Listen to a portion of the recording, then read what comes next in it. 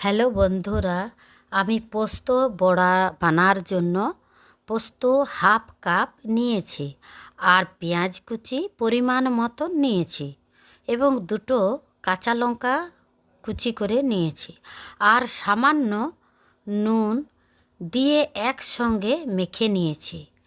Fry প্যানে সামান্য তেল দিয়ে গোল গোল করে হালকা হাতে চাপ দিতে হবে। এইভাবে তৈরি করতে হবে। ভিডিওটি ভালো লাগলে লাইক, কমেন্ট, সাবস্ক্রাইব করবেন। ধন্যবাদ।